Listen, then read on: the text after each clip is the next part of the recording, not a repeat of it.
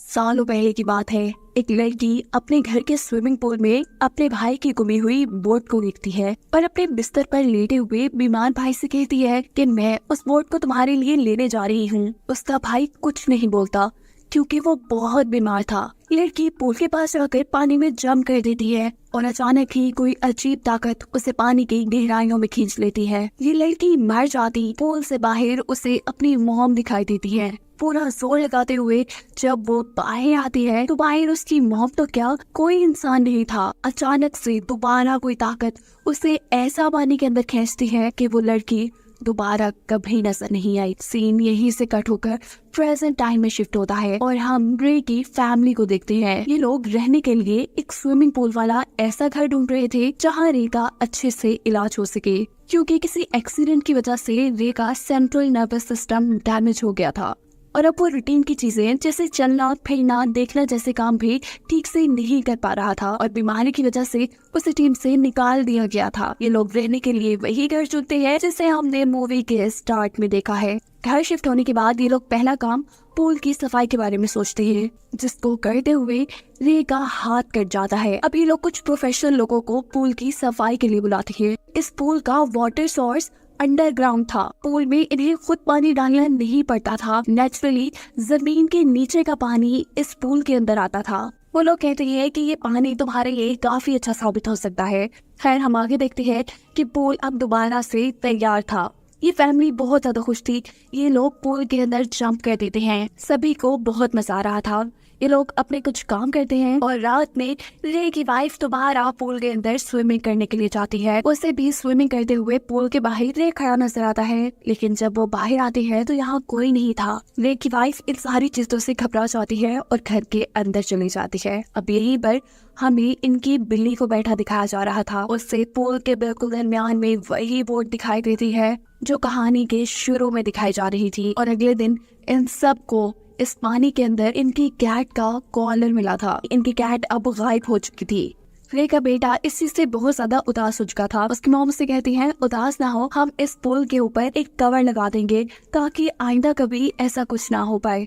यही रे नोटिस करता है कि कल जो स्विमिंग पूल से उसके हाथ में बड़ा सा कट लगा था उसमें बिल्कुल दर्द नहीं है। वो पट्टी खोल के देखता है तो इतना बड़ा कट बिल्कुल ठीक हो चुका था, ऐसे जैसे कभी कोई चोट लगी ही ना हो। रे को लगता है कि ये सब पूल के पानी की वजह से हुआ है, इसीलिए वो पूल में ज्यादा से ज्यादा वक्त गुजारने लगता है। जबकि दूसरी तरफ रे की वाइफ को पूल से जुड़े कुछ बुरे सपने भी आने लगते हैं।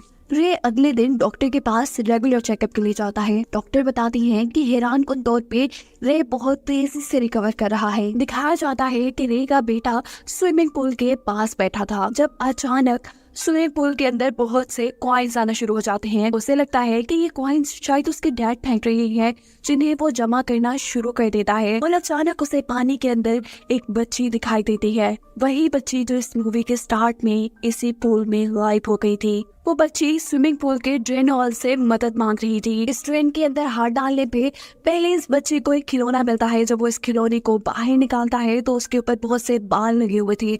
अचानक वो बाल हाथों में बदल जाते हैं और ये हाथ उसे अपनी तरफ खींचने लग जाता है। बच्चा बहुत ज्यादा डर कर यहाँ से बाहर निकल आता है। वो ये सारी बातें अपनी मॉम को बताता है। उसकी मॉम जब चेक करती है तो वहाँ कुछ भी नहीं था। ये सब लोग मिलकर अब रे की बेसबॉल प्रैक्टिस में जाते हैं, जो करते हुए पहले तो रे काफी कमजोर महसूस कर रहा था अपने आप को, लेकिन फिर जब वो पूरा फोकस लगाता है तो इस बार उसने ऐसी शॉट लगाई थी कि बॉल तक फट गई थी। सब लोगों के साथ साथ वो खुद भी इस चीज से हैरान था।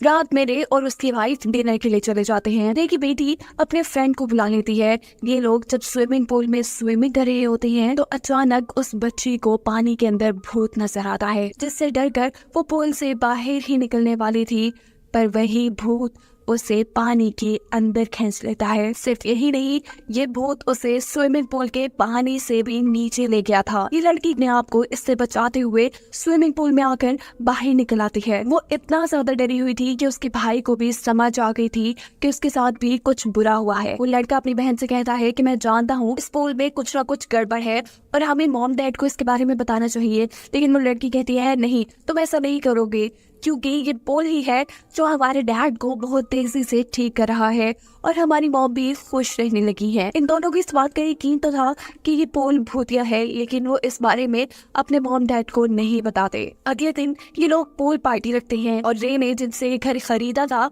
वो एजेंट भी यहाँ आती है। रे की वाइफ उससे सवाल करती है कि मैंने सुना है कि 15 साल तक ये पुल बंद रहा, ऐसा कैसे हो सकता है कि इतने सालों में यहाँ रहने वाले लोगों ने इस पुल का इस्तेमाल ही नहीं किया। एजेंट बताती है कि काफी सालों पहले यहाँ पे एक लड़की डूब गई थी, जिसके बारे में लोगों ने ऊट पटांग बातें शुरू कर दी। लोग इस पुल से डरने लगे और फिर किसी ने इस पुल को चलाया ही नहीं। रे की वाइफ कहती है, क्या उस बच्ची का नाम रबीका तो नहीं था? एजेंट शॉक थी कि तुम्हें इसके बारे में कैसे पता? ये नाम असल में पुल ने ही रे की वाइफ को बताया था। पूल पार्टी के दौरान सभी लोग एंजॉय कर रहे थे, जबकि ऊपर रे का बेटा कैमरे से इस पूल पार्टी में होने वाली हर हरकत पर नजर रखे हुए था, क्योंकि वो नहीं चाहता था कि यहाँ पे कुछ बुरा हो जाए। रे जो कि इस वक्त एक बच्चे के साथ पानी के अंदर था, अचानक ही उसे पूल के अंदर काला साया नजर आता है, जो एक सेकंड में ही उसके अंदर जाकर उसे पोजेस कर चुका था। उस काले साए के कब्जे में आते ही रे उस बच्चे को लेकर पानी के अंदर चला जाता है। अपने रूम में खड़ा हुआ रे का बेटा ये सब चीजें नोटिस कर लेता है और नीचे आकर अपनी मॉम को बताता है।